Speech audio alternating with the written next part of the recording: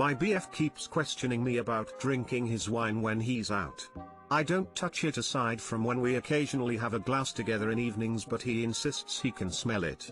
M and F both 30, together 3 years. This might just be a casual thing, I'm not sure. My BF bought a barrel of £30 wine off his mate. It's got one of those self-pour things. I'm not into wine, but I'll have the odd drink on nights we are together. I gave him £10 towards it for that reason. I never drink during the day and rarely drink at all. I get different days off work, and sometimes he goes fishing in evenings and comes back late. I've told him loads of times I don't drink alone, but for the past 2 weeks he's came home, gone into the kitchen where the bell is, and casually says things like, 1. I can smell wine. Have you had any? 2. Did you have any wine today? 3. One day I was tired and nodding off on the sofa. Are you drunk? 4. The wine's nice. Have you had any recently? 5. Are you sure because I can smell it?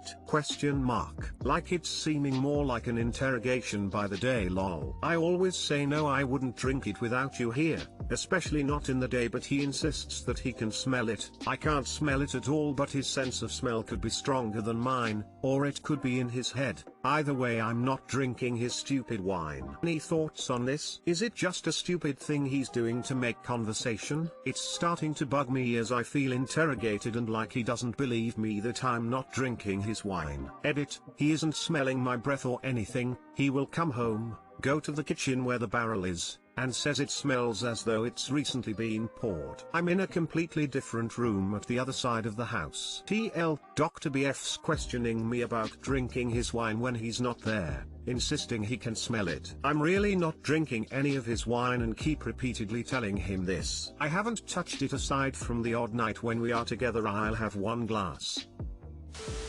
He's smelling wine because there's a cask of wine sitting in his house. Is he a bit stupid? 1. Put a ziplock over the spout and seal it as much as possible. 2. Tell him you haven't drunk his blankety wine without him, and next time he asks or mentions that you might have, you are going to take a bath in it and be dancing naked when he comes home, with the aroma wafting everywhere. 3. Follow through. Never chip in on such a thing again. You don't even care for wine, but you paid for 1/3 of it and he resents you having any. Is he this stingy / controlling / suspicious over other things? If the barrel has a tap, you sometimes get the smell of wine in a room. Is he questioning the smell or that some is missing? He's questioning the smell. He's never mentioned any missing, although it would be hard to tell with a bell. That would be very concerning if he was trying to note how much was left and getting it wrong on a daily basis. This would be a red flag for me, or at least a yellow flag, because he clearly doesn't trust your initial no on the matter and is sounding a bit paranoid. Can smell it. I mean, I guess some wines are fragrant, but recently my partner drank half a bottle during the holidays and the only way I could tell was the fact his lips were stained berry red from the red wine. Is he suspicious of you in other situations, or has he had a hard time taking your word for something before?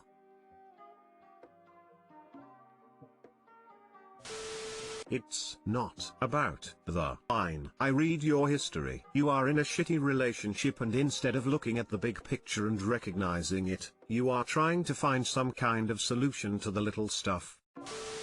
My M26 fiance, F26, has been talking to her ex for months. I found out over the weekend that my fiance has been in contact with her ex for the past few months. Our ex knew we were together, but did not know we were engaged until this past weekend. We got engaged in December 2020. When this all came to a head, my fiance told me that she picked me and cut ties then and there with her ex. She told me she realized how much I meant to her when the possibility of losing me became apparent to her. She admitted she was wrong and that she wants to make it up to me. They never met up while my fiance and I have been together, but they shared emotional messages saying they still cared for one another and could not stop thinking about each other. Before this happened, I believed I would end a relationship if I was ever cheated on, but living through this, I still love her and want to be with her. I have not forgiven her yet and my trust in her has been shattered, but if she is willing to work things out, then so am I.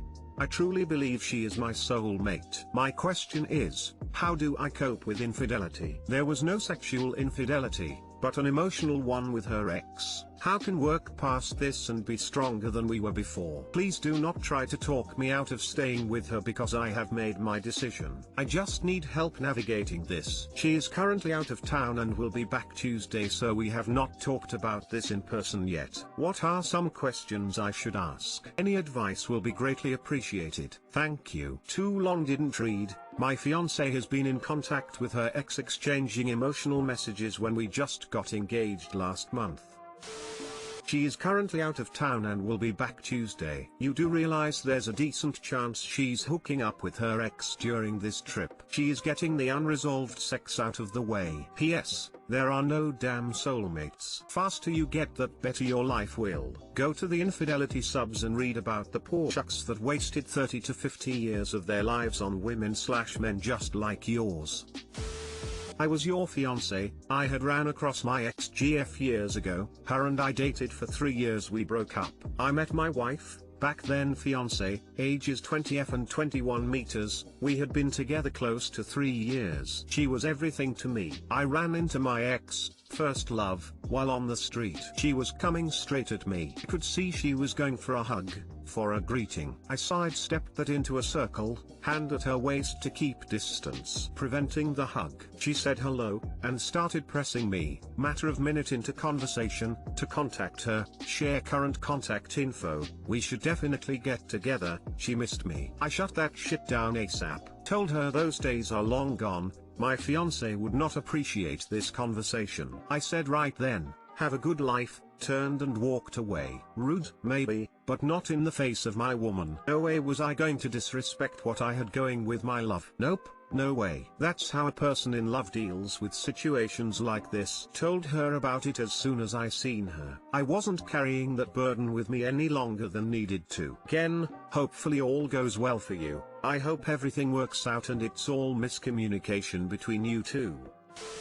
Did you speak to someone you trust that can give some guidance on this situation? The person that you want to marry is not the person you know, and their true colors have been shown before the big day. If I were you, I would put a hold on the engagement. Seems like she is not ready to settle down. Yes, I know you want to stay, but don't you analyze the situation completely? Have you looked at what was said between the two during the EA? However, if you go through with the marriage, I wish you all the best, and please draw up a prenup, because actions speak louder than words. The I love you BS. We are doing a long engagement, so we still have over a year and a half until the wedding. I will be spending that time making sure I can trust her again. The wedding can always be pushed back.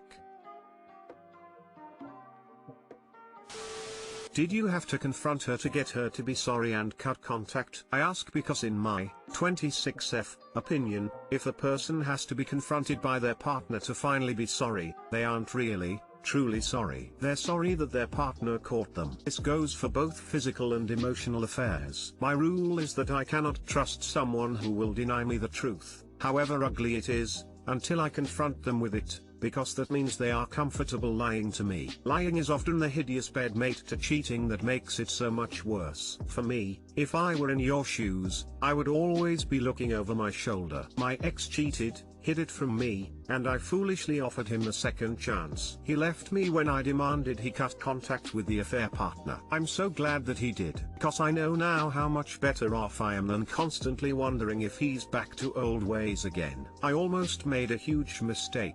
I always say the one good thing my ex gave me was that breakup. I would recommend that you not put yourself in a place to be hurt. I have to wonder if she will truly cut contact with the ex if she didn't until she was confronted, which is what it sounds like. I am sorry, Op, that I don't have better words to tell. But finding out that she is capable of this now, rather than when you're already married, may be a huge bullet dodged. Frown.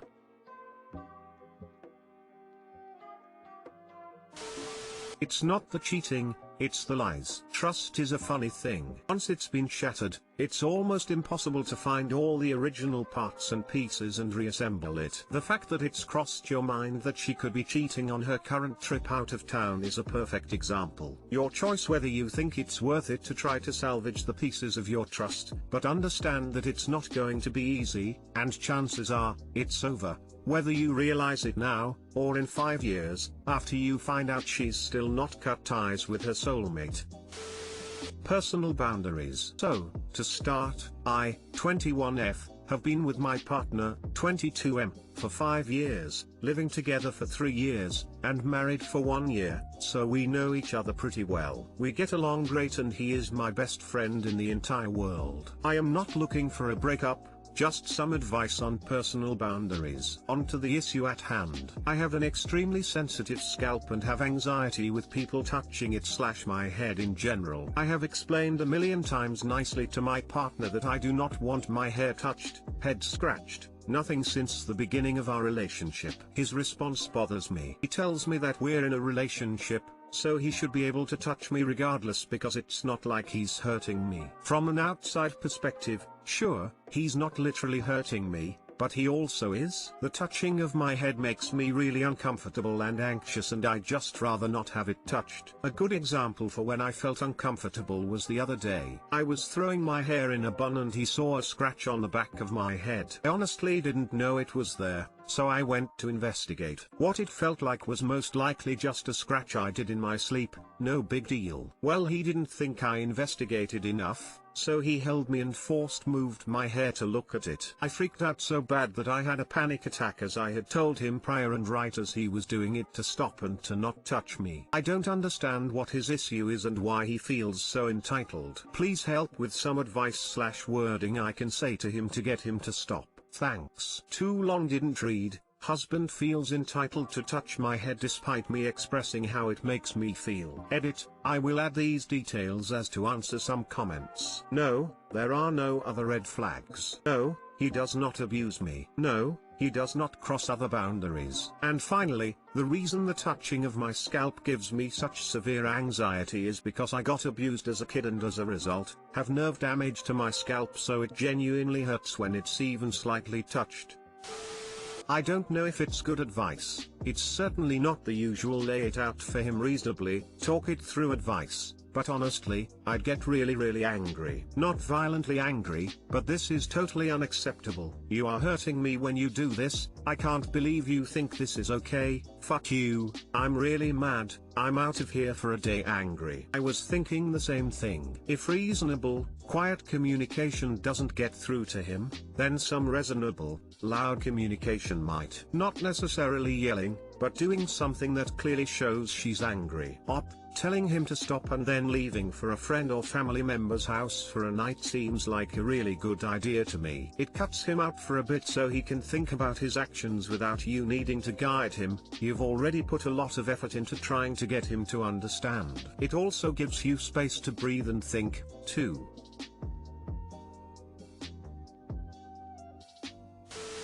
This isn't okay. You've set a boundary for how you are okay being touched, you've communicated it to him, and he still feels entitled to touch you without your consent. You could try asking him why he feels his access to your body is more important than your emotional well-being, why he doesn't care when he sees it upset you. You could also ask him hypotheticals about other parts of your body. If you were uncomfortable and didn't want to be sexually intimate, would he still feel entitled to touch you? Honestly, this would be a deal breaker for me. If he doesn't respect the small boundaries, what hope is there for the bigger boundaries? This might even be worth seeing a couples therapist to get through to him.